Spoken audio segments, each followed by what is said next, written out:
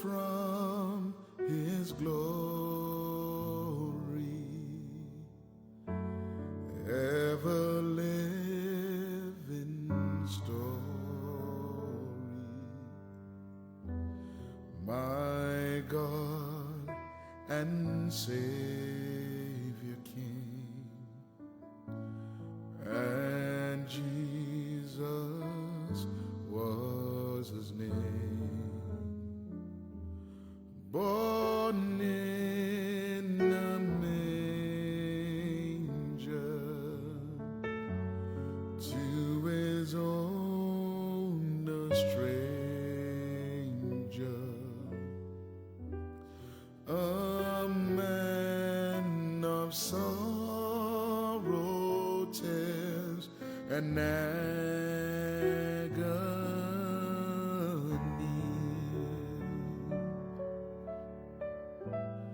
Oh, how I love Him, how I adore Him, my breath, my sunshine,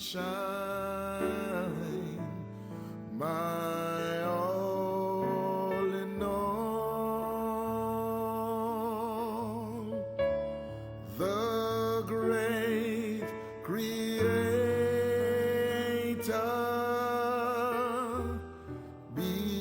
became my Savior,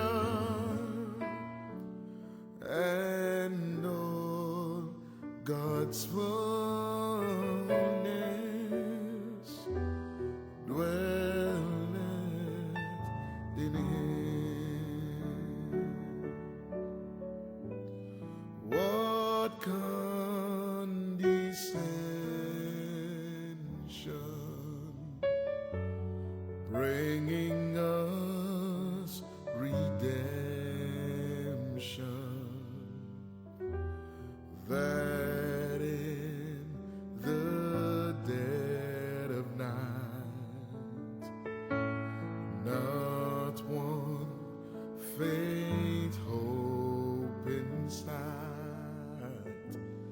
God's gracious tender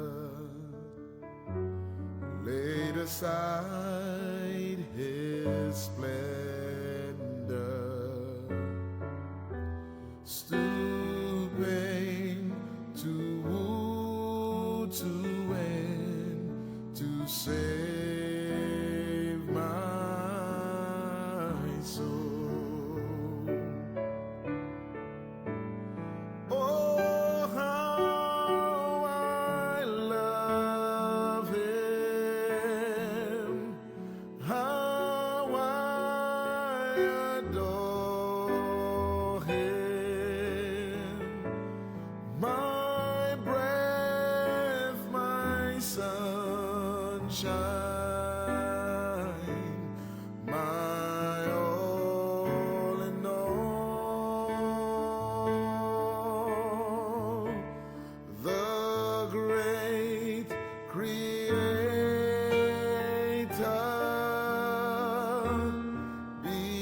became my Savior, and all God's fullness dwelleth in Him. Without reluctance, flesh and blood His substance, He took the form of man, revealed the hidden plan.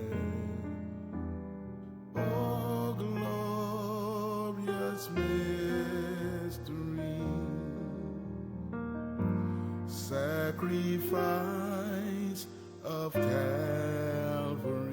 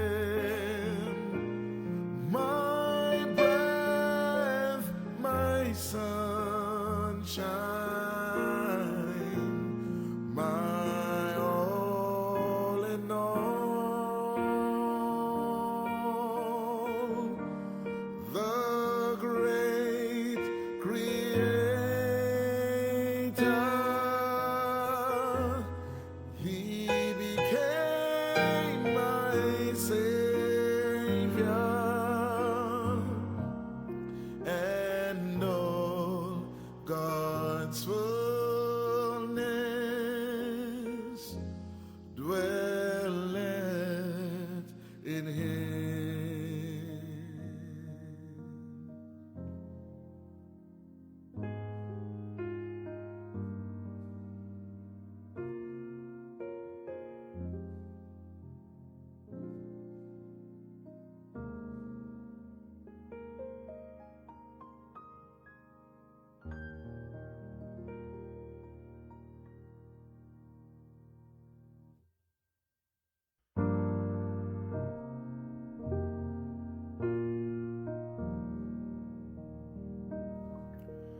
I am thine, O Lord, I have heard thy voice and it told thy love to me.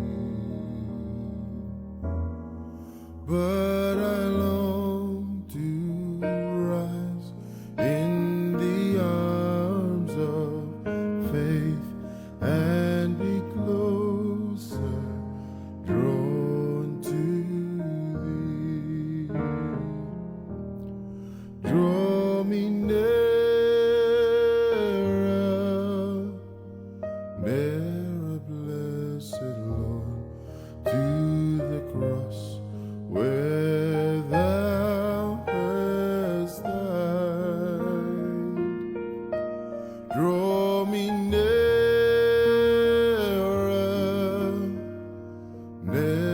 blessed Lord, to thy precious bleeding side. Consecrate me now to thy service, Lord, by the power of grace divine. Let my soul look up with a steadfast hope, and my will be lost in thine. Draw me nearer, nearer, blessed Lord, to the cross where thou hast died. Draw me nearer, nearer, blessed Lord, to thy precious bleeding side. Oh, the pure delight of a single hour that before thy throne I spent, when I kneel in prayer and with thee, my God, I commune as friend with friend. Draw me nearer, nearer, blessed Lord, to the cross where thou hast died. Draw me nearer, nearer, blessed Lord, to thy precious bleeding side. There are depths of love that I cannot know till I cross the narrow sea. There are heights of joy that I may not reach Still I rest in peace with thee. Draw me nearer, nearer, blessed Lord, to the cross where thou hast died. Draw me nearer, nearer, blessed Lord, to thy precious bleeding side.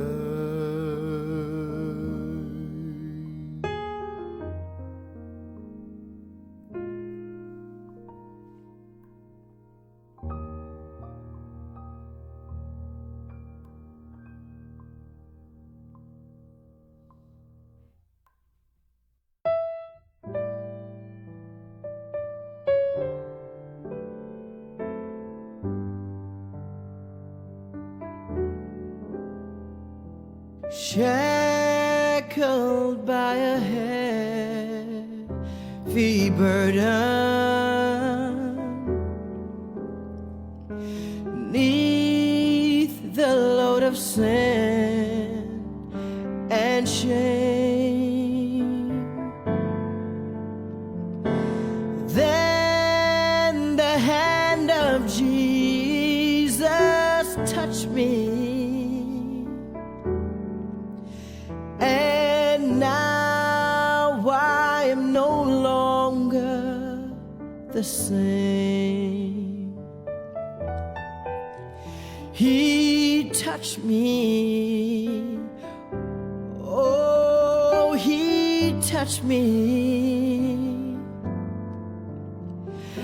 and oh, the joy that floods my soul.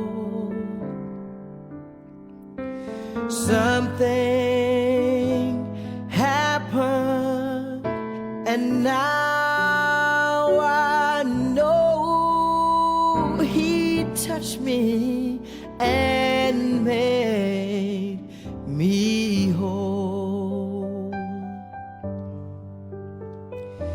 Since I met the blessed Savior, since he cleansed and made me whole, I shall never cease to praise him. I'll shout it while eternity rolls.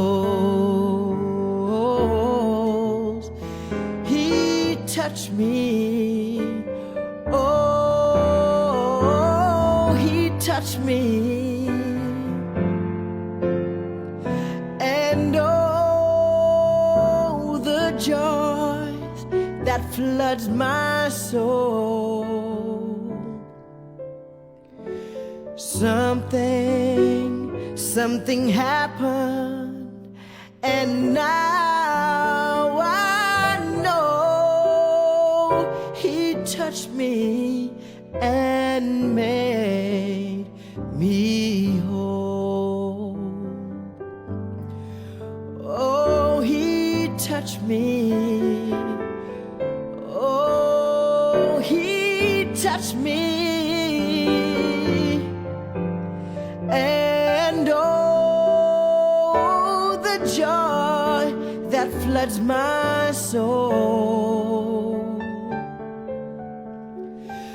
Something happened, and now I know he touched me and he made me whole.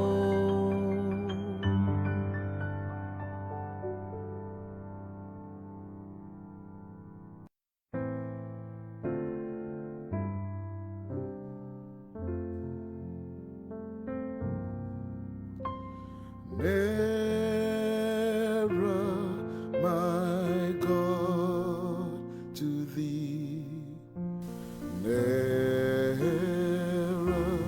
to thee,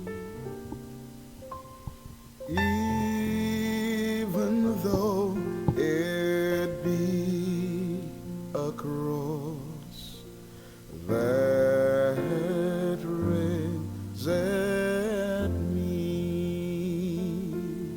Praise the Lord. Still, oh, my song shall be Isang mapagpalang gabi muli ang aking pong pagbati sa bawat isa. Praise the Lord. Purihin ang ating Panginoon sa muling pagkakataon na tayo po ay nagkaroon muli ng kanyang gawain ngayong gabi.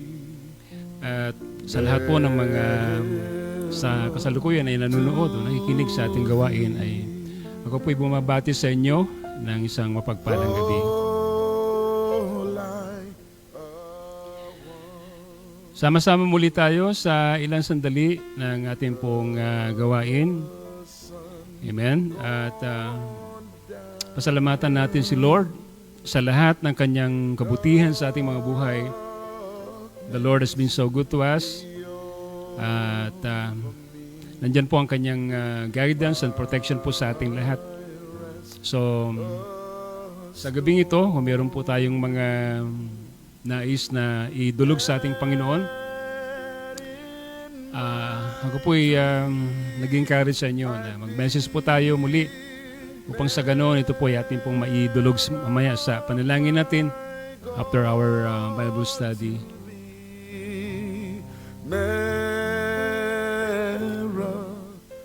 Amen. Praise the Lord. So, ako po ay humihiling na tayo po ay manatili sa ating kinalalagyan na ngayon at sana'y makuha ko po ang ilang sandali ng iyong oras para sa pag-aaral ng salita ng Diyos. Sabi po ng Biblia na ang salita ng Diyos ay mahalaga sa lahat ng bagay. The Bible says anong mapapala natin, makamit man natin ang ating lahat ng bagay sa sanlibutan na ito, ngunit ang ating kaluluwa ay mapapahamak. Wala na pong pinaka mahalaga sa buhay natin kundi ang Word of God. The Bible says that man shall not live by bread alone, but by every word of God that proceeded out from His mouth. So, ngayong gabi tayo pong lahat ay sama-sama muli at hiniling ko po na tayo muna ay manalangin bago po tayo magpatuloy po sa gawain ng ating Panginoon. Samahan niyo po ako sa ilang sandali ng pananalangin ngayong gabi. Praise the Lord. Amen.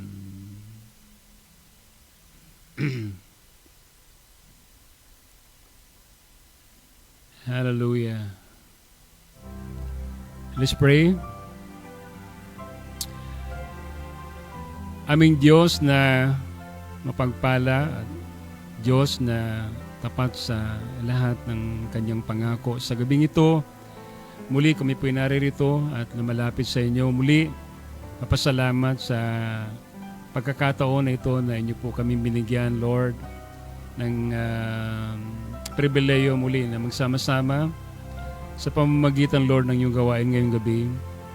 Sa pamamagitan po ng paraan na ito, ay nagagawa po namin, Lord God, na magkaroon ng ugnayan sa bawat isa. Salamat, Panginoon, dahil may ganitong paraan na kahit kami po ay nasa kanya-kanya po naming mga tahanan, ay may pagkakataon pa rin kami, Lord, na magkaroon ng fellowship together. Lord, it doesn't matter, Lord, kung malayo man kami or malapit. Kayo ang nagsabi, Panginoon, na 2 o 3 na nagkatipon sa inyong pangalan, kayo po ay naroroon sa kanilang kalagitnaan. We pray, God, na samahan niyo po kami sa gabing ito sa ilang sandali ng aming pong pag-aaral ng iyong mga salita. Maging ang aming pong pagdulog sa inyo ng lahat ng aming mga pangangailangan. Nawa, Panginoon, samahan niyo po kami hanggang sa matapos po, Panginoon, ang ilang sandali ng aming pong Lord Bible study. Praise the Lord ng iyong mga salita. And we, God, hallelujah, ask your presence, Lord, to be with us, Lord Jesus. Help us, Lord God, and may you bless the word that we are going to partake in, Lord, as we listen to your word. I pray that you, God, anoint our hearts and ears, and may the word that will be implanted in our soul, in our heart, Lord, be a channel of a blessing, that we will be, Lord, receive a transformation in our lives, Lord God. May you quicken the word, Lord, in our hearts, Lord, I pray. May you, God, speak through the lips of your servant. Kayo, Panginoon, Lord, ang siyang patuloy na masunod. Let your will be done, Lord. Hallelujah, in our midst, Lord. Salamat, Panginoon. And God, hallelujah, we give you all the praise and we give you all the glory sa pangalan ng aming Panginoong si Kristo. Ito pang aming dalangin. Amen and amen. Praise the Lord. At tayo po ay aawit muna bago tayo tutungo sa pag-aaral ng salita ng Diyos. Praise God. Hallelujah. Amen. Let's sing the song, When We See Christ. Pwede po kayong sumabay sa akin if you know the song.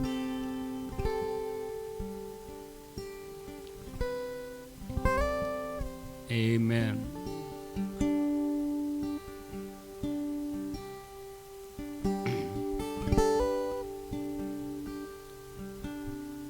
Of times the day seems long,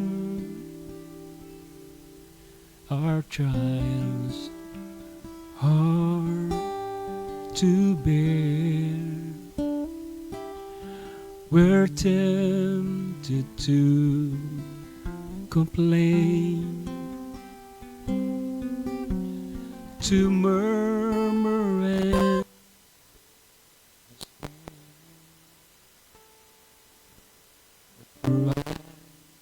will soon appear to catch his bride away. All tears forever over in God's eternal day. It will be worth it all when we see Jesus. Life's trials will seem so small when we see Christ. One glimpse of his dear face,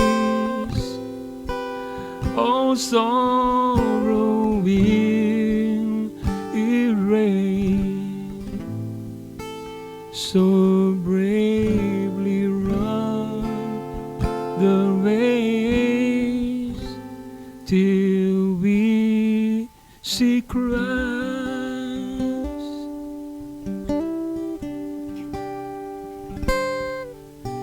Sometimes the sky looks dark with not a ray of light. We're tossed and driven on, no human help inside. But there is one in heaven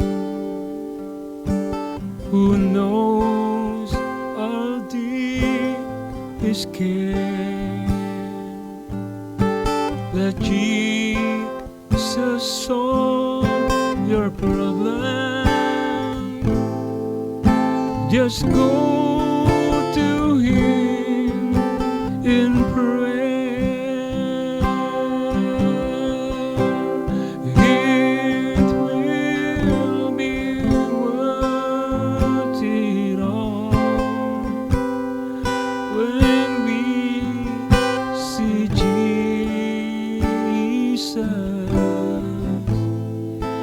Life's trials will seem so small when we see Christ.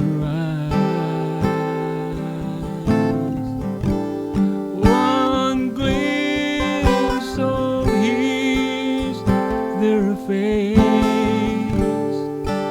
all sorrow will erase. So bravely run the race till we see Christ.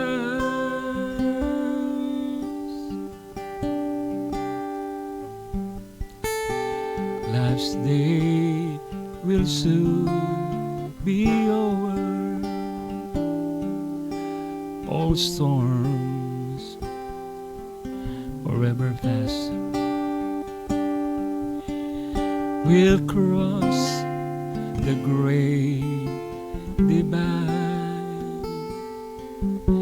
to glory safe at last. We'll share the joys of heaven, a harp, a home, a crown. The temple will be banished. We'll lay our burdens down. It will be worth it all when we see Jesus.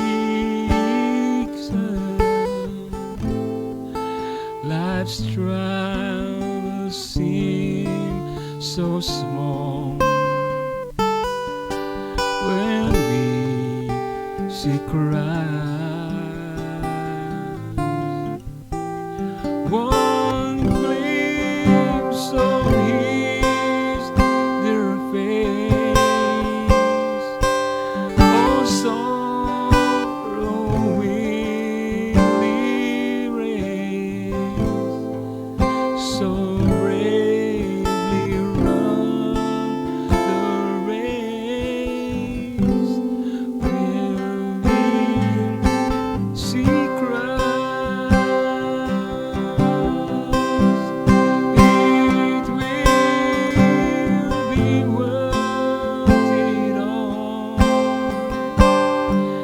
when we see Jesus.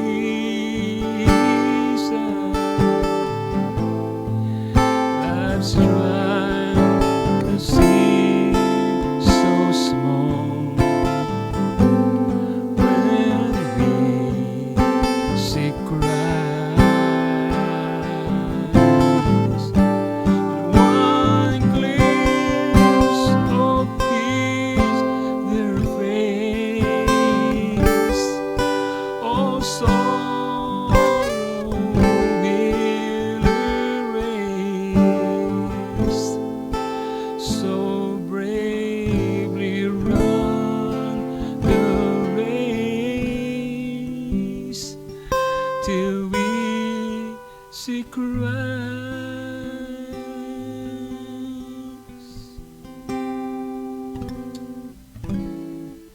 So bravely run the race till we see Christ.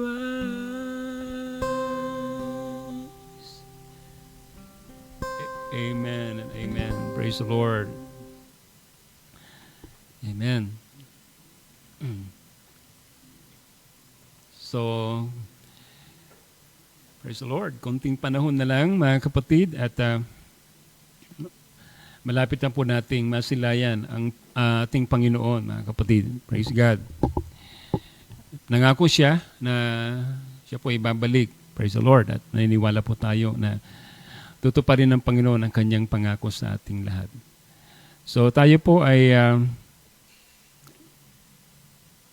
dadako na sa pinakamahalagang bahagi ng ating pagsasama ngayong gabi at muli po tayong mag-aaral ng salita ng ating Panginoon. At katulad po ng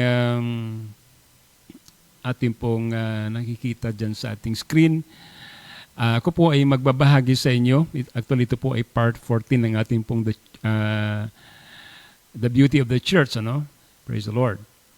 So, ang ating pong subtitle is about an organic church against an organized religion. An organic church against organized religion. Tayo po ay magbabasa ng ating Bible. And let's read Revelation chapter 13, verse 6 down to verse 8.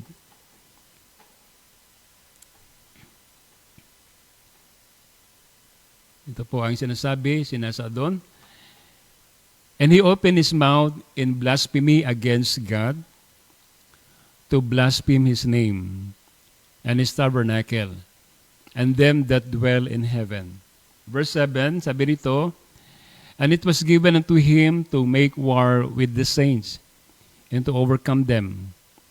And power was given him over all kindreds and tongues and nations. Now, last verse, may verse 8, sabi rito, and all that dwell upon the earth shall worship him, whose names are not written in the book of life of the Lamb slain from the foundation of the world. So, we believe na ang tinutukoy po rito ay ang panahon na kung saan maghahari na po yung Antikristo. At dito po ay maghahari ang tinatawag po nating larawan nitong halimaw na ito. Praise God. Na alam natin ang mark of the beast, ang image of the beast, ay walang iba kundi ang isang organisadong reliyon o samahan. Ito po ay tumutukoy sa isang konseho kung saan lahat po ng mga sinasabi rito, lahat ng tao dito sa mundo, no, ay magagawa niyang ilahok dito sa konseho na ito, sa council na ito. At pagkatapos, sila ay sasamba doon sa halimaw. At sila ay susunod sa lahat ng kanyang gusto. At maliwanag ang sabi rito na siya ay makikipagbaka. Amen? Siya ay makikipagbaka sa mga banal. Amen? At gusto niya sila ay sakupin, sila ay mapagtagumpayan. Pero ang sabi sa Biblia, wala pong maaring makapanagumpay sa mga totoong mga anak ng Diyos, di ba? Praise God. Although He will make war with the saints, yet the bride of Jesus Christ will overcome against Him. No? Amen. At ang sabi rito, ito isang bagay na maliwanag, na lahat daw po ng ang kanilang pangalan ay wala doon sa aklat ng kordero, na silang lahat po ay sasamba doon sa halimaw. Amen? And all that dwell upon the earth shall worship Him. Praise God. Whose name are not written in the Lamb's book of the Lamb slain before the foundation of the world.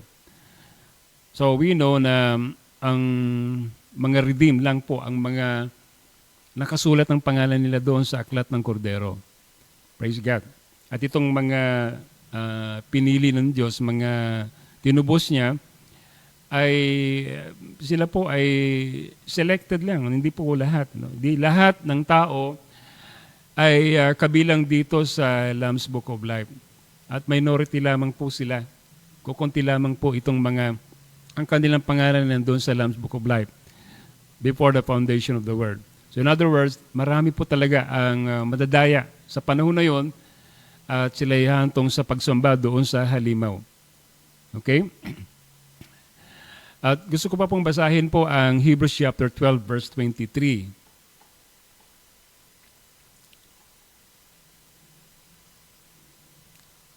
Amen. Apostle Paul says, to the general assembly and church of the firstborn. Sino po yan? Yan ay walang iba kundi yung mga niredeem ng Panginoon. Diba? Sila po yung mga pinili ng Panginoon. Yung totoong iglesia ng ating Panginoon. The Bible says, the general assembly, the church of the firstborn, which are written in heaven. So tingnan nyo, yung mga elect, chosen of God, predestinated of God, their names are already written in heaven. Okay? Ang kanilang pangalan po ay nakasulat na po doon sa langit. Amen? Kaya itong mga sinasabi rito na their names are written in the Lamb's Book of Life.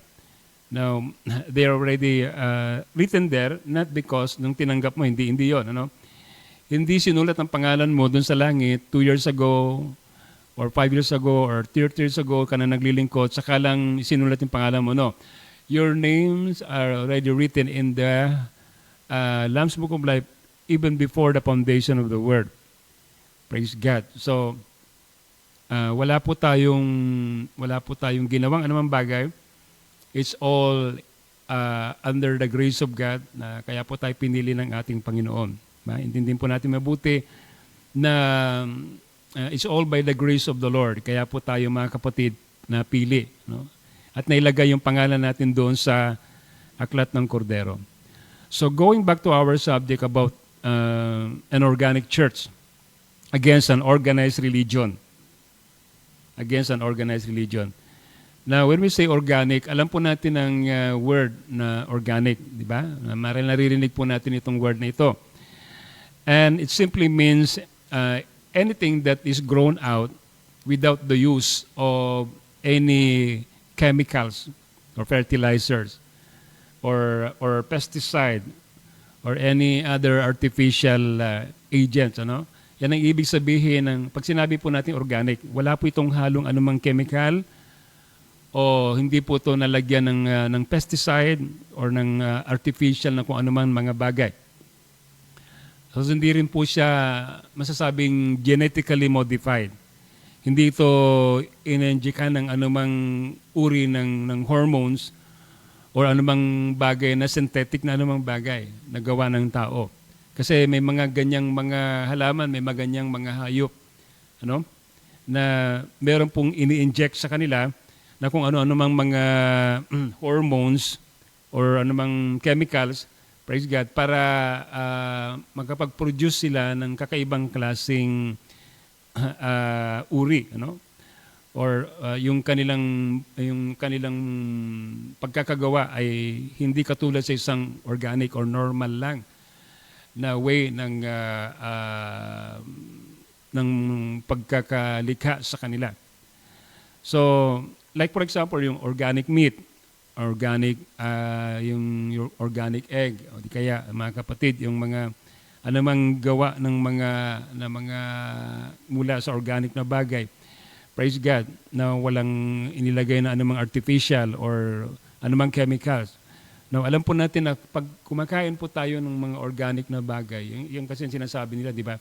Para maging healthy ang katawan mo, kinakailangan kumain ka ng mga bagay na organic. Yeah? Kaya alam po natin na because of yung tinatawag po nating hybriding, yung mga bagay na tinatawag po nating hybrid na. No, yung pang dahilan kung bakit kuminsan yung katawan ng tao ay nagkakaroon ng iba't ibang uri ng sakit to the point na talagang hindi maabot ng tao yung kanyang tamang lifespan because of yung kinakain natin na galing na po sa hybrid na mga bagay. Maraming mga chemicals at mga preservatives. Praise God. At alam po natin, yan ang ano ngayon, yan ang nakikita natin na nangyayari sa panahon natin ito. So madalang na po yung mga taong kumakain ng mga organic na mga bagay. Praise God. Compared dun sa mga non-organic. Ano? At alam natin kung ano yung dinudulot nito sa katawan ng tao. Praise the Lord. So kaya po tayo nagkakaroon ngayon ng maraming mga sakit na hindi naging sakit dati noon ng mga magulang natin. Kasi because yung kinakain po natin ay nagiging ito po ay parang ang dami na pong mga chemicals at preservative at pumapasok sa katawan natin yon, doon nakukurap yung katawan natin, doon na nagkakaroon tayo ng unti-unting praise God, pagkasira sa ating katawan. So like in the natural, gusto ko rin itong i-type in the spiritual. Okay? So meron din po tayong isang organic na church at meron po tayong mga non-organic church. Yun po ang topic po natin ngayon. An organic church at yung non-organic church ay matatawag po nating organized religion. Yun po yung organized religion. Right? So, alam natin ang katulad ng isang organic na bagay, napakahirap pong hanapin yan. No? Ang mga organic na bagay ay inaalagaan mabuti. Ang mga organic na mga halaman, mga hayop ay talagang inalagaan at hindi sila binibigyan ng anumang bagay na maaring makasira sa kanilang katawan. So, kasi kung ano yung kinakain mo, yun ka eh. So, organic materials are very hard to find. Alam natin yun. At iba pa, ang mga bagay na organic ay mahal, di ba? Okay? They are also expensive. Very rare sila, very uncommon. Hindi sila masyadong agad nakikita. So, ganun din po ang totoong iglesia. A true church is an organic church. Now, sa mga message believer, alam po natin na nag-preach po ang ating prophet ng message na hybrid religion. He also preached about why am I against organized religion and Jezebel religion. Nag-preach din siya ng message na why we are not an organized or why we are not a denomination at saka yung the church and its condition. So yan po yung mga iglesyang tumutukoy sa panahon po natin ito. No? Organized religion is an hybrid religion. At alam po natin ang hybrid religion ay hindi po yan bago na sa panahon po natin ito sapagkat ang organized religion o di kaya yung hybrid religion o ang relihiyon na walang kapangyarihan. Sabihin na natin mga kapatid na ang relihiyon na hindi kalugod-lugod sa harapan ng Diyos ay nagsimula po yan doon pa lang sa Garden of Eden. Diba? If you go back to Genesis, kung saan nagkaroon ng dalawang mananamba sa harapan ng Diyos. Alam niyo na kung sino po ang aking tinutukoy, di ba? Ang unang sumamba sa Panginoon doon sa Garden of Eden ay walang iba kundi itong magkapatid na si Abel at saka si Cain. At alam po natin ang kwento ng kanilang paraan ng pagsamba. Di ba? Yung isa ay tinanggap, yung isa naman ay hindi tinanggap. At si Cain ay hindi tinanggap yung kanyang hain dahil yung kanyang hain ay walang dugo. Diba? Alam natin naghain po siya ng mga gulay, ng mga prutas na hindi naman po yun ang ni-require ng ating Panginoon. So, meron pong provided way kung paano po natin i-approach ang Diyos. And it doesn't matter kung ito'y sa paraan na sa paningin ng iba ay hindi ito katanggap-tanggap. Ang mahalaga, yung paraan natin ay nakalinya doon sa pattern ng Diyos. Kasi kung minsan ngayon, like in our modern age, katulad ni Cain, si Cain ay may sarili siyang paraan ng pagsamba. Ayaw niyang sundin yung paraan ng Diyos. Ayaw niyang sundin yung provided way ng Diyos. Kaya hindi po tinanggap yung kanyang hain. Kasi ang tingin niya sa hain ni Abel ay parang nakakadiri dahil ito may dugo. Dahil ito ay parang malansa at punong-puno ng dugo yung kanyang altar. So sa palagay ni Cain, sabi niya parang hindi presentable para sa kanya. Kaya gumawa siya ng kanyang altar na sa palagay niya presentable sa harapan ng Diyos. Naglagay siya ng mga gulay o ng bulaklak at ng mga prutas ng mga tanim niya. Amen. Napakaganda ng kanyang altar, punong-puno ng bulaklak at mabango. Pero in the sight of the Lord, hindi po yun naging katanggap-tanggap sapagkat hindi po yun ang nais ng Diyos na paraan para ma-approach natin siya. So katulad ni Cain, hindi tinanggap yung kanyang hain. Praise God. Sapagkat hindi nagre-represent nung tamang alay. Diba? Sapagkat dugo ang gusto ng Diyos, sapagkat ang dugo lang ang paraan upang yung kasalanan ng tao ay mapatawad. At hindi ito sa pamamagitan ng bunga ng punong kahoy. Hindi ito sa pamamagitan ng isang organized na reliyon. Doon po kasi yung konsepto ng organized religion, nag-umpisa yan doon. Amen. Kasi si Cain, gumawa siya ng sarili niyang paraan ng pagsamba. Di ba? So like in the beginning, makikita din natin ngayon yung mga sumasamba sa Diyos. At masakit man sabihin, maraming mga simbahan ngayon na maganda nga ang kanilang mga pagsamba, magandang presentation ang kanilang mga worship, praise God, ang ganda ng kanilang altar, amen? Pero it's sad to say, hindi po katanggap-tanggap yung paraan ng kanilang pagsamba sa Diyos kasi in the first place, ang pagsamba nila ay walang revelation, walang kapahayagan sa harapan ng Diyos. Ngayon kung ang kanilang understanding tungkol sa kasalanan doon sa Garden of Eden ay katulad ni Cain, na ito'y nakasentro lamang sa sa bunga ng punong kahoy, ay hindi po katanggap-tanggap yung ganyang klaseng pagsamba. Hindi yan ang nakakalugod sa harapan ng Diyos. Hindi yan ang nakakalugod na uri ng paglilingkod. Kahit gaano man tayo kasinsir sa kanyang harapan, kung yung sincerity natin ay hindi nakalinya sa salita ng Diyos, it's sad to say na hindi yan magiging mabangong samyo sa harapan ng Diyos. So, Cain don't want to approach God in the right way. Even the Lord told him na sana kung ginawa mo yung ginawa ni Abel, ay tatanggapin ko sana yung alay mo. Pero alam nyo, sabi ng Biblia, hindi pa rin niya binago yung kanyang paraan. Hindi pa rin niya binago yung paraan niya. At sa kabila noon, umalis siya sa presensya ng Diyos at ipinagpatuloy niya na magtayo ng kanyang organisasyon. Magtayo ng kanyang sibilisasyon. Diba? Siya ang pasimula ng civilization, si Cain. At lahat ng kanyang lahi. Diba? They build cities and, amen? Sila yung pasimula ng lahat ng mga bagay na ito. So, sila'y lumayo sa presensya ng Diyos. Di ba sabi ng Biblia, after na si Cain ay umalis, siya po ay minarkahan. Minarkahan siya. Sapagkat kapag tayo po ay hindi na sumusunod sa palatuntunan ng Diyos, now that is actually the mark of the beast. The mark of the beast is not actually something that inilalagay sa katawan ng tao. No? Hindi ito isang tatak na inilalagay sa katawan ng tao. Hindi 666 sa noo o sa kamay. Hindi ito microchips, hindi ito bakuna. Hindi ito anumang bagay na alam ng marami ngayon. Di ba? The mark of the beast has nothing to do with something na inilalagay sa iyong katawan. Kalimutan niyo mga bagay na yan sapagkat yan ay pandaraya lang ng kaaway. Ang mark of the beast ay isang spiritual na tatak.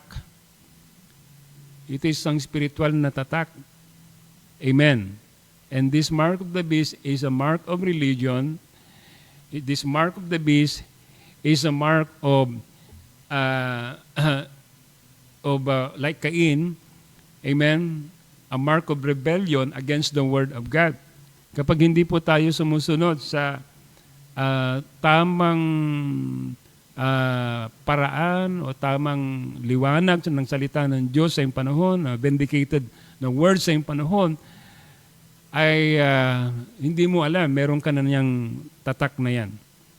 You see? May tatak na tayo. Di ba? Now, alam natin na God hates an organized religion.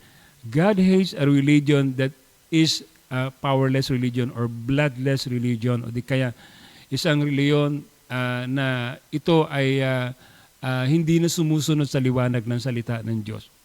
The Bible says na ito'y nagdudulot ng parang hindi tamang pakiramdam sa harapan ng Diyos. Ika nga mga kapatid, ito'y nakakasuka sa kanyang harapan. Kaya nga sabi sa Bible, doon sa Revelation chapter 3, di ba? Nasabi doon, ang Laodicea, ang panahon po natin ito. Nandito lang po tayo sa panahon na yan, ang Laodicea. Na sa panahon ng Laodicea, ang description ng Diyos sa panahon na ito ay lukewarm. Hindi mainit, hindi malamig. Moderate lang siya. Di ba? At hindi po iyan katanggap-tanggap sa harapan ng Diyos. Isang reliyong hindi mainit, hindi malamig. Di ba? Kumbaga, maligamgam, sabi nga ng Biblia, malamyang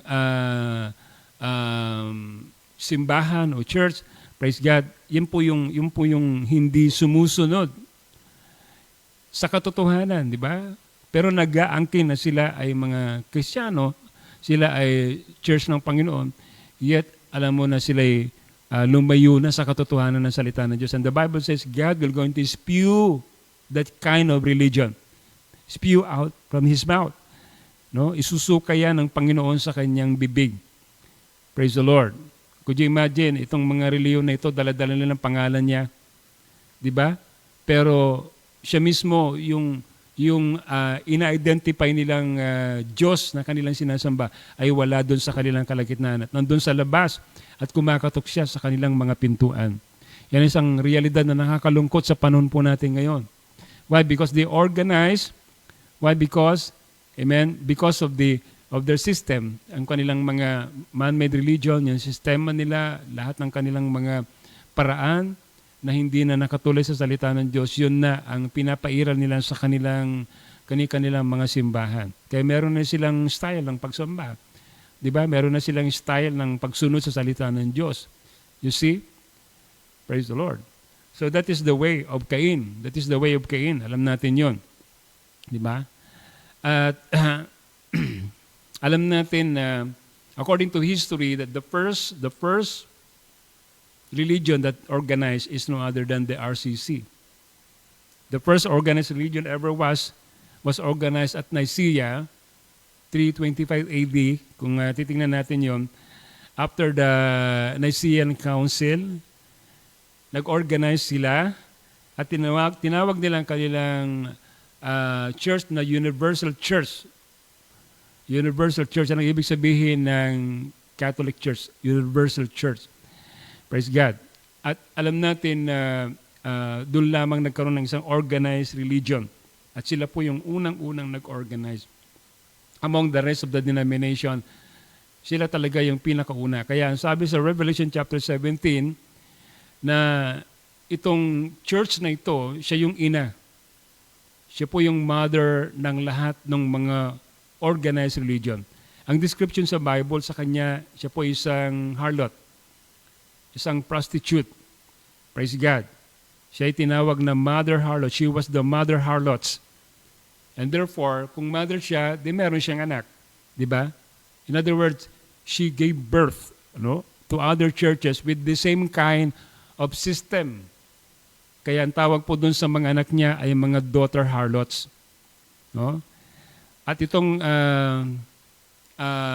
organized religion na ito ngayon ay bumuo ng isang council. At itong council na ito ay tinawag na World Council of Churches na lahat ng almost all of the denomination ay kasali dito. Pwede nyo tingnan po yan sa Google, ng World Council of Churches, kung sino-sino mga member po dyan. At makikita natin doon na magkakaiba itong mga samahan na ito, pero sila'y merong common connection sa bawat isa dito sa tinatawag nating council na ito. At itong council na ito nga po yung tinatawag po nating the image of the beast. Praise God. At sabi ng Biblia, lahat ay pipiliting lumahok dito. At kapag hindi po kayo lalahok dito, kayo po ay dadaan sa matinding persecution. Praise God. Okay? Kayo po ay dadaan sa matinding tribulation. So, kasi ito po yung tinatawag po nating, patungo na po sa tinatawag nating tatak ng halimaw. Kapag kayo po ay kabilang dito, ay sigurado ay meron na po kayong marka nitong halimaw na ito. Amen. Okay. So, binabanggit dito na siya tinawag na ina ng lahat ng mga patotot. If you go to Revelation chapter 17, okay, let's go Revelation chapter 17 verse 5.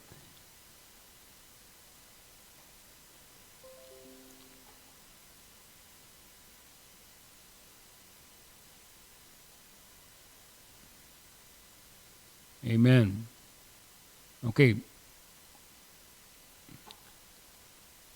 So, sabi rito, and upon her forehead was a name written, Mystery Babylon, the great, the mother of harlots, and the abomination of the earth. Kung babasahin natin ang buong chapter ng chapter 17, nandun po yung full description nitong Mystery Babylon na ito. Okay? At wala pong kahit isang commentator na magsasabi na hindi po ito tumutukoy doon sa tinutukoy natin kanina. At maliwanag po ang description patungkol po sa kanya. Mula sa kasaysayan hanggang sa kasalukuyan ay siya po yung tinutukoy dito na Mystery Babylon. Sabi doon, the mother of harlots. So, alam natin na ang Babylon, it started in Genesis. Alam natin, di ba? So, ang Babylon ay makikita mo sa Genesis, the beginning of the Bible. At makikita mo rin ang Babylon sa middle of the Bible. At makikita din natin siya doon sa huling book of the Bible, in the book of Revelation. Yun nga po yung atin pong binasa kanina. Now, the word Babylon, we know na ang ibig sabihin niyan ay it means before the gates of heaven. Pero naging ito ay tinawag kalaunan na confusion sapagkat alam natin when Nimrod built Babylon sa panahon na yon, gumawa po siya ng Tower of Babel. 'Di ba? Tinawag itong gates of heaven dati kasi gusto nilang abutin ang langit sa pamamagitan ng paraan at karunungan nila. 'Di ba? Ang unang nagtayo nito si Nimrod eh. Okay? So, gumawa siya ng napakataas na tower. Tinawag po niyang Tower of Babel. Then, ano nangyari? 'Di ba? Alam natin na nangyari na ito po ay naging confusion kasi bumaba ang Panginoon at ginulo ng Panginoon yung kanilang lingwahe, yung dialect nila. At dahil doon, sila nagpangarat lahat. Right? At tinawag na nga itong Tower of Confusion. Right? So, alam natin na ito ay representation din ng panahon po natin ngayon. Diba? It was a pattern. It was a pattern, a shadow that appeared in Genesis at ito po ay dumating at it comes all over into the book of Revelation. So, alam natin na ang Babylon, amen, ay lupon din ito ng mga taong nasasama-sama but they don't agree with each other. No? Praise God. Alam natin na ang World Council of Churches, magkakaiba po yung mga nandiyan samahan. Right? Praise God. Pero sila nagkakaisa, hindi ito tamang paraan ng union. Ito ay marasabi nating false union kasi hindi sila nag-agree to each other. Pero nagsasama sila kasi ang kanilang adhikain ay, di ba, kapayapaan. Yan ang kanilang, let's love one another. Forget the doctrine because doctrine divides, love unites. So, sila nagsasama sa ganong klaseng vision. Pero alam natin, ito po ay katulad ng Babylon na, praise the Lord, ay humantong ito sa confusion. Dahil hindi naman po sila talaga nagkakaisa sa kanilang aral. Amen? Okay, so, So, ang Babylon, alam natin, ito ay sumisimbolo ng tinatawag nating pinaka sentro, headquarters ng kaaway, kung saan silang lahat ay magsasama-sama pagdating ng itong panahon na ito. Now, alam natin na may binabanggit sa Bible na mga character sa Bible na yung church mismo, na the church that is called out by the Lord, amen, ay nagkaroon ng kung masasabi natin na parang sila ay lumayo, na false sila doon sa totoong original Word of God at nahaluan ang church. Along the way, ang church po ay nalagyan ng libadora. Nagkaroon siya ng karanasan na siya ma-hybrid. Praise the Lord. At alam nyo, ang hybriding yan ng isang bagay na talagang ayaw ng ating Panginoon. Ever since, yung hybriding, yan ang kasalanan doon sa Garden of Eden. Alam natin yon, di ba? Yun ang kasalanan sa pagkahulog ng tao because of hybriding. Amen? At yun din ang dahilan kung bakit ginunaw ng Panginoon ang mundo sa panahon ni Noah, because of intermingling of seed at hybriding. At kahit saan po tayo humantong sa Biblia, pagbabasa ng Biblia, pag pinag-usapan po natin ang false union, ang hybriding, yan talaga ang kasalanan na hindi napapatawad ng ating Panginoon. Why? Because ang hybriding ay sinisira niya yung original form ng seed. Dinideform niya yung originality ng binhi. And because of that, hindi na ma-express ng binhi yung tamang attributes, yung tamang character niya. Okay? Because na-deform na siya, dahil nahaluan na siya, may libadora na. Na-hybrid na siya. And ang hybrid religion, amen, is not acceptable. Praise the Lord, sa harapan ng Diyos. Ang tatanggapin na ng Panginoon na religion is a pure breed, okay, religion. Amen.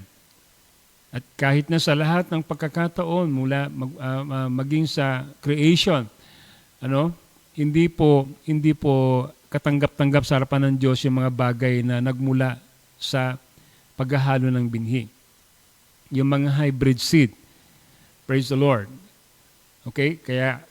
Kaya dito sa panahon na ito, ang binabanggit ko po sa panahon ng iglesia, ay yun pong ginawa ng kaaway. Gumamit po siya ng paraan para ang purong salita ng Diyos ay mahaluan niya ng mga katuruan, amen, mga aral at mga tradisyon na hindi po ayon sa salita ng Diyos. If you go to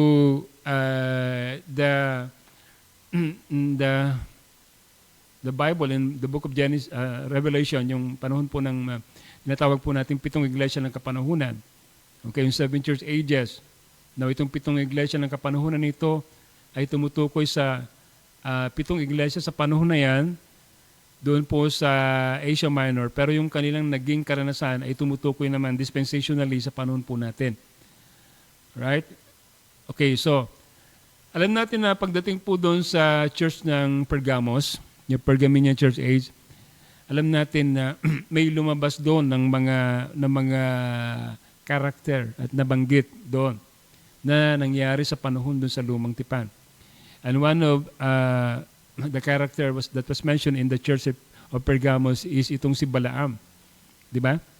At alam natin, si Balaam ay isa sa mga character na kung saan minention ito sa Book of Jude. At si Jude ay sinabi niya ang patungkol dito kay Balaam, maging si Peter, binanggit po niya. At ang sabi doon ni Jude, sabi niya na he said that you have gone in the error of Balaam. Sabi naman ni Peter, sabi niya na some of you have gone in the way of Balaam. Yung way of Balaam, yung error of Balaam, pagkatapos si John naman ay binanggit niya dito sa scripture, yung doctrine of Balaam ay ito yung mga bagay na nanira doon sa originality. Yung tinatawag po nating purity, praise God, ng church sa panahon na yon. Kasi pumasok po itong tinatawag po nating doctrine of Balaam. Itong error of Balaam. Ano nga ba ito? Itong way of Balaam. Praise God. So, doon po sa Revelation chapter 2, verse 14, basahin po natin scripture. Revelation chapter 2, 14. Ito po ang sabi po ni John, ano?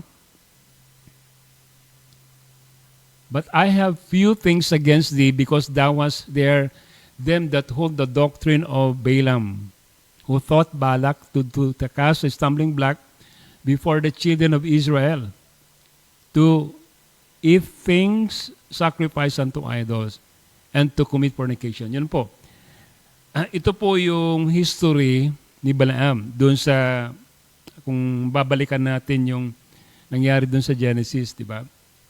Okay, ang bayang Israel ay mariin na pinagbawal sa kanila na wag silang makipag-asawa sa ibang lahi. Huwag silang makipag-false union sa ibang mga bansa. Okay, sapagkat galit ang Panginoon. Gusto ng Diyos na i-preserve yung kanilang lahi. Diba? Ang purpose nyon, ma-preserve yung kanilang lahi. So, kapag po nag-asawa sila ng ibang lahi, okay, may impluwensya na sila ng mga ibang mga lahi na hindi sumasamba sa totoong Diyos, na mga idolaters. Diba? At ang magiging generation na susunod ay mga generation na hindi na po kikilala sa totoong Diyos. Kasi iba na yung impluwensya sa loob ng kanilang bahay. Iba na yung kanilang magiging upbringing kapag po ang mga magulang ay hindi na po pure na totoong mga Israelita. So galit ang Panginoon, no, sa tinatawag nating mixed marriage, ano, or false union. Dahil dito, ginawa ni Balaam, alam natin na si Balaam doon sa lumang tipan, praise God, sabi rito, siya po ay naglagay ng ikatitisuran, sabi rito eh. Di ba, kung tatagalogin natin itong sinasabi sa may verse 14, naglagay siya, no?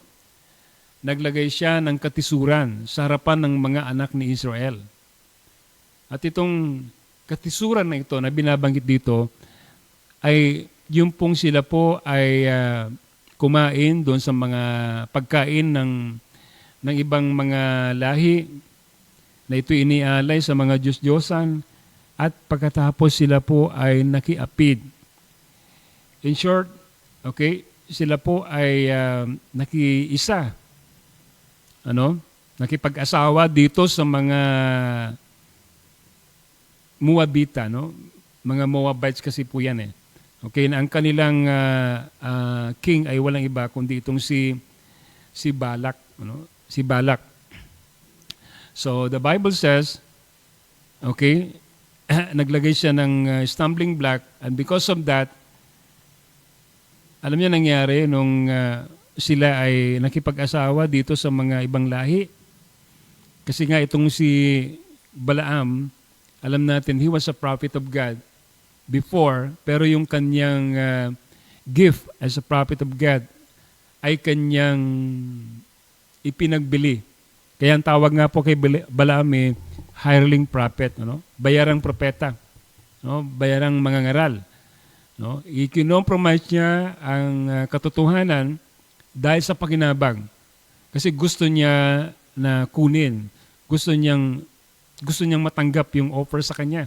Kasi inalok siya ni Balak ng material na bagay.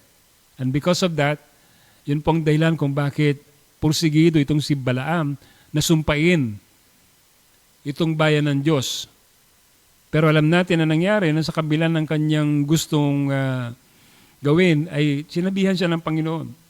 If you curse the nation of God, alam mo ang sinasabi ng salita ng Diyos, na kung sino man ang susumpa sa bayan ng Diyos ay susumpain ng Panginoon. At kung sino man ang magbe-bless sa kanyang bayan ay be-bless ng Panginoon. Alam ni Balaam yon. because he was a prophet of God. Pero dahil nga po sa pakinabang, ay gusto niyang baguhin yung kaisipan ng Diyos. At ang sabi ng Panginoon, hindi pa pwede, Balaam. Pero sa kabila nun, nagpumilit pa rin siya. At alam natin ang kwento, kung hindi nga lang dahil doon sa kanyang asno, na discern na yung kanilang daan, yung desisyon nitong si Balaam ay mangangahulugan ng kanilang kamatayan. At kung hindi lang nagsalita yung asno, di ba? At kinorek siya sa kanyang kawalan ng discernment, ay patay na sana sila. Di ba? Kaya tingnan nyo si Balaam. Alam nyo, kapag po ang isang tao ay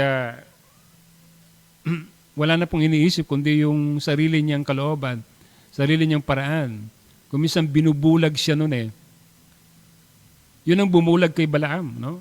Alam niya na mali yung kanyang gagawin, pero nabulag siya dahil sa kanyang personal na kagustuhan, dahil sa pakinabang. Amen? At dahil doon, praise God, nanganib na yung buhay niya na hindi niya nalalaman. Buti na lang na nagsalita yung kanyang asno na hindi naman nagtaka. No? Itong si Balaam na nagsalita yung kanyang asno. Yeah? Amen. Could you imagine? Amen. Para ka lang matauhan, para ka lang magising doon sa bagay na kuminsan ay lumalasing sa iyo. Praise God, ay gagamit ang Panginoon ng isang di pangkaraniwang bagay. Amen. Katulad ng ginawa niya dito kay Balaam. Di ba? Ginayaan niyang ang asno na ito ay makapagsalita para lang ma-rebuke itong si Balaam. Pero anong ginawa ni Balaam? Pinipilit pa rin niya, pinapalo pa rin niya yung asno na siya ay umusad. Pero sabi niya, hindi mo lang kasi alam kung ano nandito sa ating harapan. Nakikita niya yung panganib. Amen. Praise the Lord. Nandun yung anghel ng Diyos at winawasiwas niya ang kanyang tabak. Praise God. At yun ang hindi ma-discern at hindi makita itong si Balaam. Pero sa kabila nung gumawa pa rin siya ng paraan, alam natin, gumawa pa rin siya ng paraan at nagwagi siya. At ang sabi nga ng propeta, amen, na yun ang pinakahuling kanyang, pinakahuling trick ng kaaway, para pahinain niya ang bansang Israel. Nababasa po tayo ng quote mula sa prophet.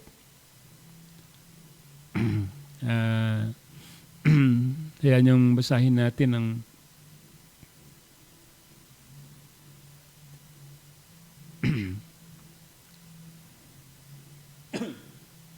dito sa message na does God change His mind?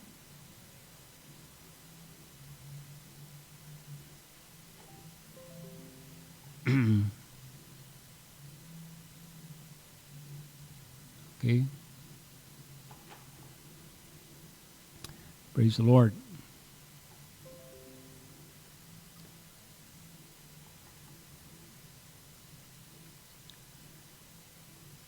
Okay, sabi rito, but what happened? Balaam, he succeeded in weakening Israel. What did he do? He weakened their camps. God let him go and weaken their camps, and it polluted the whole camp. And when some doctrine starts, that's not the Bible truth, it pollutes the whole camp. Somebody raise up with a different idea like Korah and say, well, this and that and the other, and it got different idea, it pollutes the whole camp, and that's what done the whole church camp today. So, yun ang ginawa ni Balaam, sabi ng prophet, nagawa niyang pahinain ang Israel, ang bansang Israel, sa pamamagitan ng pagpupulyot niya doon sa bansang Israel, sa pamamagitan ng kanyang doktrina. Yung sinasabi ritong doktrina, yung aral niya, praise God, na hindi nakatulay sa kalooban ng Diyos. Ano yung aral niya? sa God of this evil age, sabi rito, sa God of this evil age, ito po yung kanyang doktrina eh. Okay?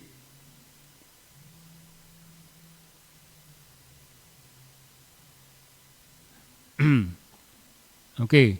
Ang doktrina niya ay, sabi niya, this evil age is of darkness, yet belongs to church, their God. They love Him for it, and the way He lets them do. They have no condemnation. Nothing bothers them as long as they belong to church. Sabi niya, now Balaam thought the church the same thing. Let us unite. We're all the same. It was the same. It was the last trick. God never forgave them for believing sa salay. Sabi ng prophet, sabi niya, ito po yung huling pandaraya nitong si Balaam sa panahon na yon. Pandaraya ng kaaway. At hindi pinatawad daw ng Diyos itong bagay na ito. Ano yon? Di ba? Yung false union. Praise God. Remember, it was unpardonable sin. It was mentioned 3 times in the Bible na sino mang tao, okay, na magdagdag at magbawas sa salita ng Diyos, hindi ito patatawarin. Di ba? Tatanggalin yung pangalan niya doon sa aklat. Yan ang sinasabi ng Book of Revelation. Praise the Lord. So, anong dahilan ng kamatayan ng marami sa panahon na yon? Just remember, papasok na sila doon sa bayang pangako. Pero nadali pa sila.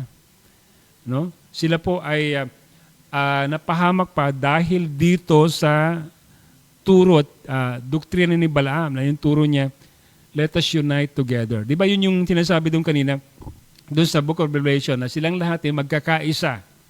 Magkakaisa sila at sila ay bubuo ng isang, yung konseho na yon, at magsasama-sama sila regardless kung ano yung differences nila sa bawat doktrina. It doesn't matter. Basta magsasama-sama sila, magkakaroon ng ang tawag dyan, ecumenical movement. Ano? Katulad ng ginawa ni Balaam, hinikayat niya ang Israel na makijoin. Praise God. Makisama sa hindi nila kauri, sa hindi nila hindi nais ng Diyos na sila ay makipag-asawa. You see? At ang turo nitong si Balaam, sabi doon, magkaisa tayo. Yun naman ang ginahain ng World Council of Churches, di ba? Let us unite together. We're all the same. No? So katulad na nangyayari doon sa panahon na yon, ganun din po ang nangyayari ngayon.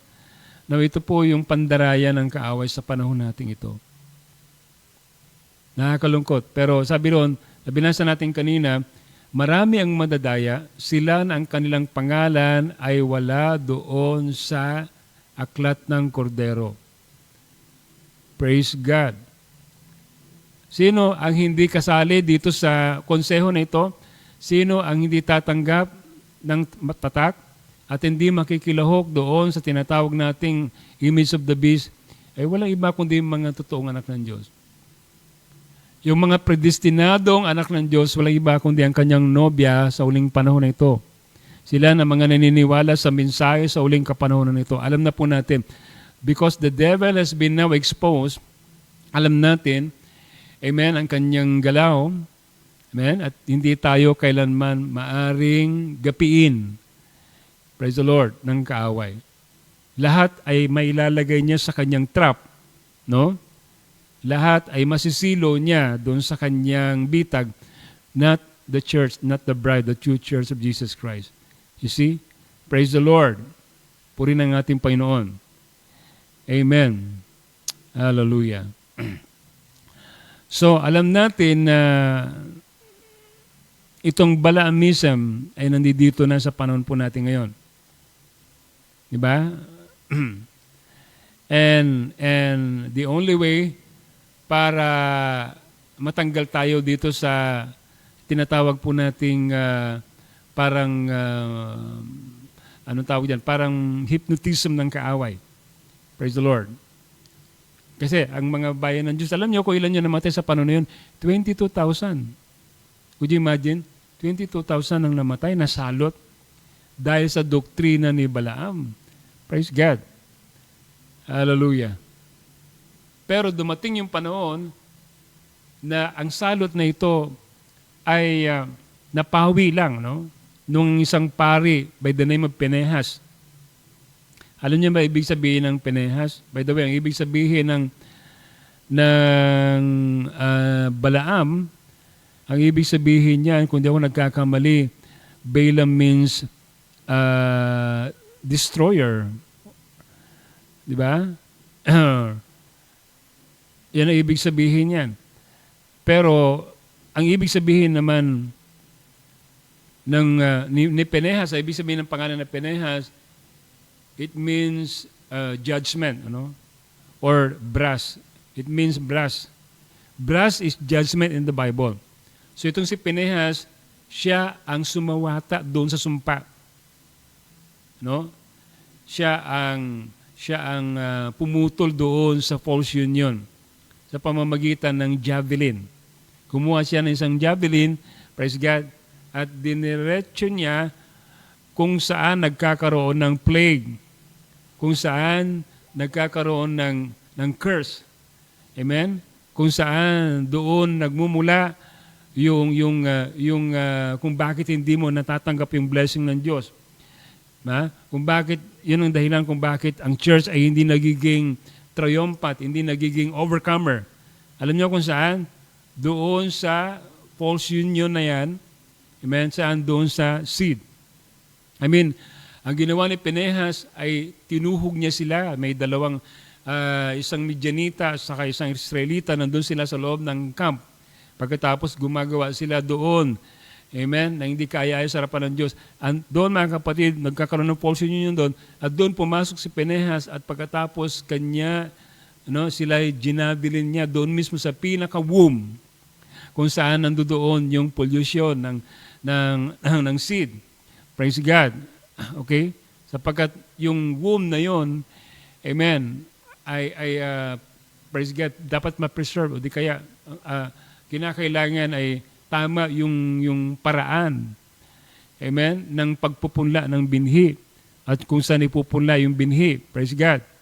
So, the Bible says, amen, na ang church ay babae, di ba? Ang church ay tipot larawan ng babae at kinakailangan yung binhi mismo ng asawa niya ang kinakailangan niyang tanggapin. Di ba? Hindi pa pwedeng kung sino-sinong binhi lang ang kanyang tatanggapin. And that is what happening right now. Bakit? Kasi kung titingnan natin, maraming mga simbahan ngayon, hindi na ang Diyos ang leader sa church.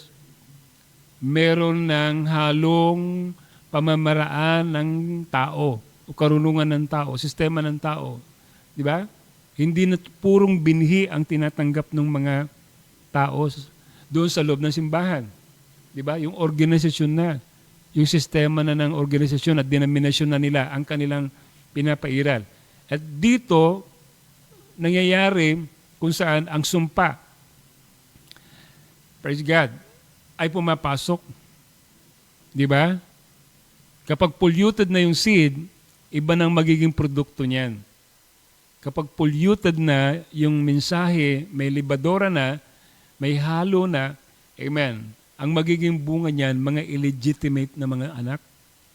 At hindi talaga totoong naipanganak na muli at na born again.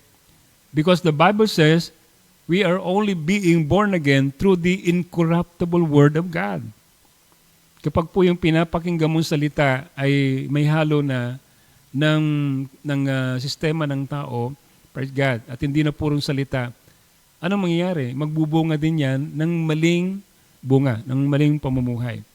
At yan ang nakakalungkot ngayon, di ba? Hindi ko sinisisi yung mga taong nakaupo sa simbahan. Yung mga taong nagtuturo sa simbahan ang may pananagutan. Di ba? Kasi maraming mga tao sa loob ng simbahan, hindi nila alam sila'y nadaya nitong mga tinatawag natin mga false anointed one of the end time. Di ba? Hindi mo ma-imagine dami nila sa loob ng simbahan. Amen? Thousands of them, nandun sila, nakikinig sila sa isang ministry, sa isang preacher, na ang tinuturo ay hindi na purong salita. Na ang tinuturo ay yung kanyang sariling pakinabang na.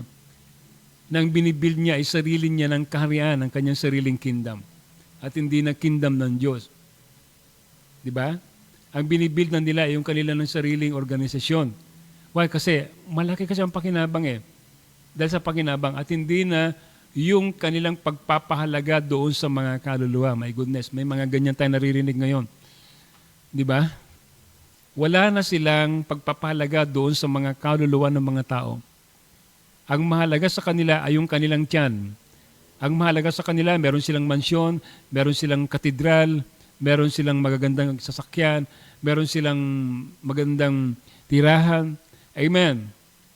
Anong ginagawa nila sa salita ng Diyos? Katulad ni Balaam, di ba? Dahil sa pakinabang, yung kanilang mga kaloob, yung kanilang mga gift na ginagamit nila para dayain yung mga tao. Yan ang sinasabi sa huling kapanahunan. Maraming mga darating na mga bulaang mga mangangaral sa panahon na ito. At ililigaw ang marami. Ililigaw ang marami. Hindi lamang kakaunti, kundi maraming maliligaw. Di ba? Praise God. Makikita natin kung paano they were falsely anointed, amen, and they were going to claim themselves anointed, amen, hindi lang anointed, di ba, kundi appointed, pero darating Panginoon, they will be disappointed. Bakit? Kasi, ang sabi ng Biblia, darating panahon, sa hukuman ng Diyos, no? Lahat ng hukuman dito sa lupa, pwede mong lagpasan, pero sa hukuman ng Diyos, hindi mo malalagpasan ang hukuman ng Diyos. Bakit? Kasi lahat ng ginawa mo, ay ipapakita ng Diyos sa iyo. May malaking panorama doon sa taas mamaya. At ipapakita lahat ng mga lihim na ginawa mo. Malusutan mo man ang mga husgado dito sa lupa at lahat ng uri ng hukuman dito sa lupa. Pero hindi mo malulusutan yung white throne judgment. Hindi mo malulusutan yung panahon na bubuksan lahat ng bagay. May aklat na bubuksan at lahat ng ginawa mo dito sa lupa ay babasahin. Amen. Di ba? Yan ang sabi sa Book of Revelation. Ayon sa iyong gawa, ikaw ay hatulan. Di ba? Kaya wala kang kawala. Wala kang kawala. Amen. Dito sa lupa, maaari mong lusutan yung kaso mo. Amen? Mahanap ka lang ng mga magagaling na mga abogado. At kaya nilang baluktutin ang katotohanan. Kaya mong malagpasan ang lahat. Kaya mong magsinungaling dito sa lupa. Pero hindi mo kayang magsinungaling sa harapan ng presensya ng Diyos. Nakakatakot. Kasi ipapakita ng Diyos lahat, babasahin ng Diyos lahat ng ginawa ng isang tao. At kung hindi hugas ang yung kasalanan, hindi mo na-settle yung kasalanan mo, amen? Hindi ka nabalutan ng dugo ng Panginoon, yun ang nakakatakot. Amen? Sapagkat ang sabi doon, ay lahat ng ginawa mo ay hahatol sa iyo. Praise God. Pero sa lahat ng mga tinubos ng Diyos, ang pangalan nila nandun sa Lamb's Book of Life. Sabi doon, wala nang hatol na ibibigay sa kanila. Bakit? Kasi dugo na ng Panginoon na nakabalot at nagsilbing bumper ng lahat ng kasalanan mo. Siya yung naging shock absorber ng kasalanan mo. Dahil bakit? Kasi sumampalataya ka sa Kanya. Amen. At sumunod ka sa Kanyang kalooban. Amen. Praise the Lord. Purihin ang ating Panginoon. Lord to God.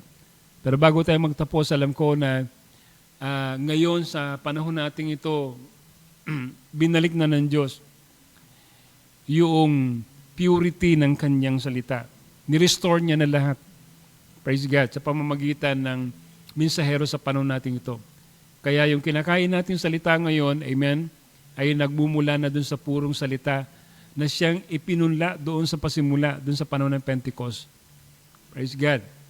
Yan ang purong salita ng Diyos na ngayon ay ipinapakain ng mga totoong mga fivefold ministry sa panahon na ito. At tayong mga beneficiary bilang Kanyang mga anak, amen, kung anong kinakain mo, yun ka, produkto ka ng kinakain mo, nung pinapakinggan mo.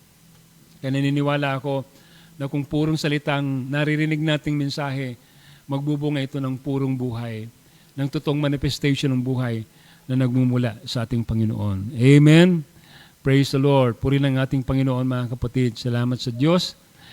Praise God. Hanggang dito na lang po tayo sa ating pag-aaral ng salita ng ating Panginoon. Amen. And I hope na tayo pong lahat ay muling nagkaroon ng patuloy na kaliwanagan. We are a church, amen, na nagpapatuloy sa purong salita ng Diyos. We are an organic church, not an organized church. We are not a hybrid religion, a hybrid church, but we are a pure breed church of Jesus Christ. Purihin lang ating Panginoon. Praise God. And we are not ashamed to preach this gospel. We are not ashamed to share this message sa mga totoong mga anak ng Diyos. Alam ko marami pang mga anak ng Diyos dyan na kinakailangan maabot ng purong salita ng Panginoon. Kaya mga kapatid, ang hamon ko po sa ating lahat, pangaral natin ang mensahe na tinaglay natin. Praise God. Marami pong mga nangangailangan ng mensahe na ito.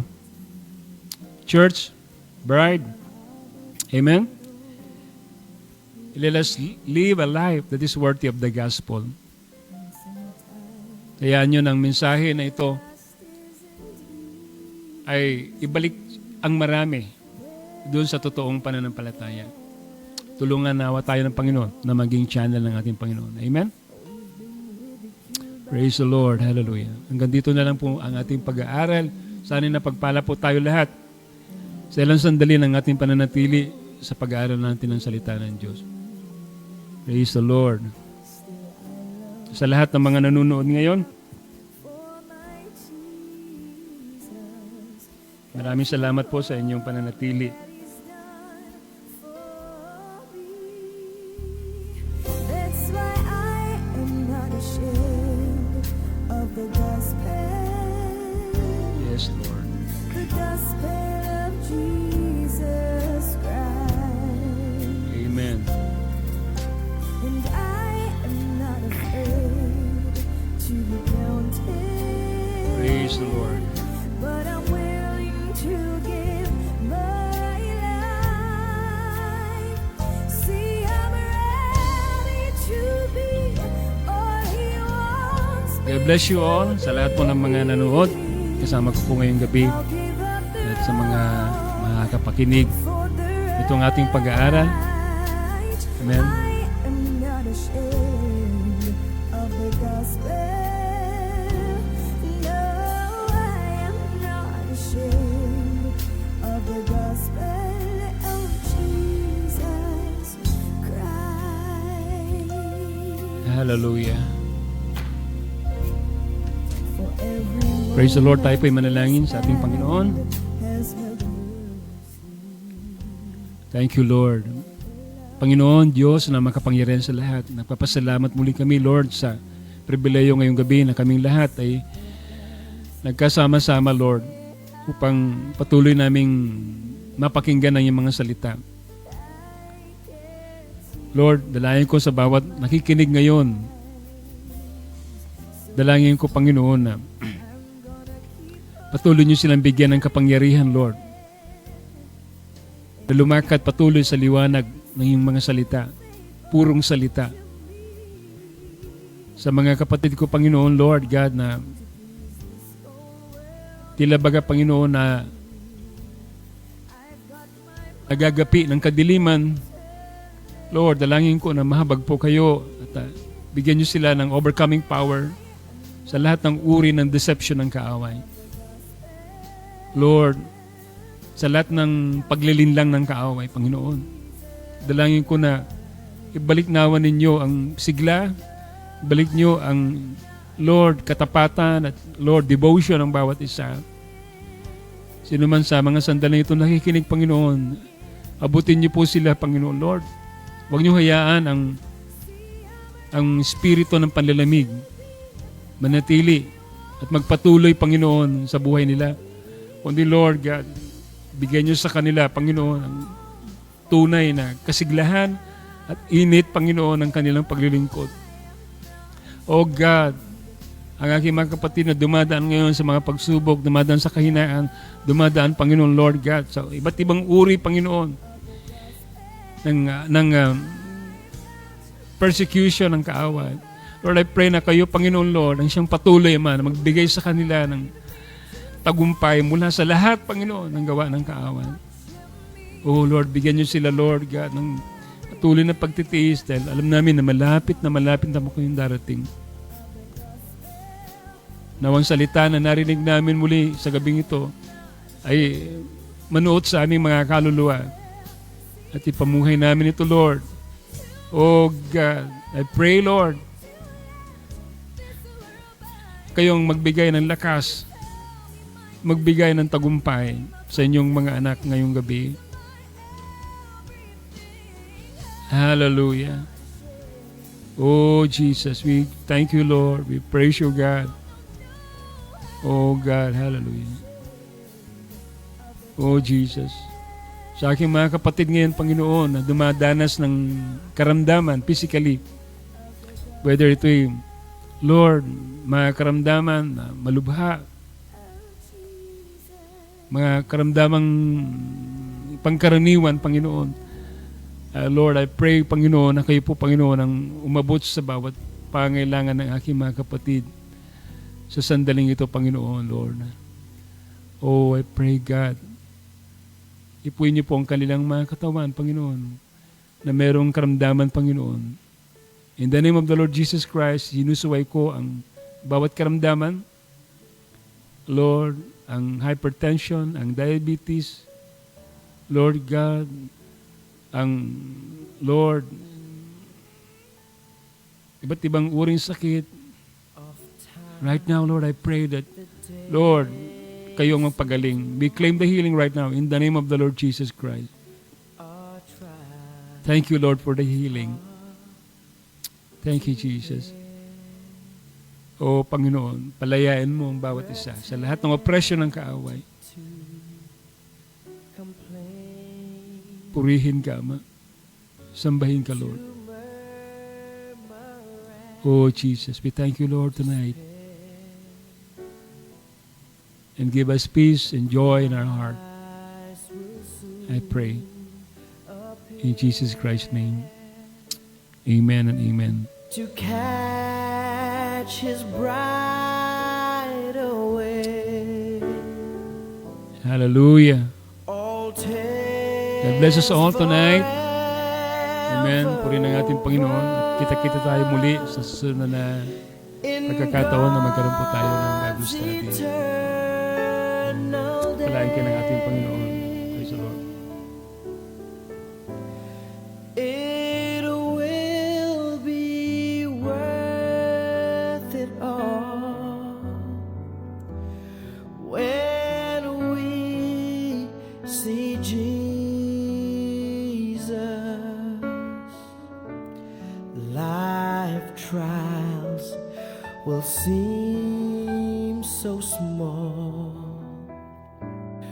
when we see Christ. One glimpse of his dear face and all sorrows will erase. So bravely run the race till we see Christ.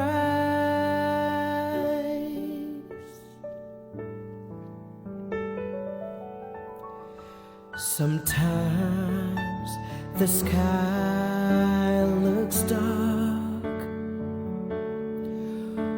with not a ray of light. We're tossed and driven on. No human help in sight, but there is one in heaven who knows our deepest care. Let Jesus will solve your problems. Just go to Him in prayer, and it will be worth it all when we see Jesus. Life trials will seem so small when we see Christ. One glimpse of His dear face, and all sorrows will erase. So brave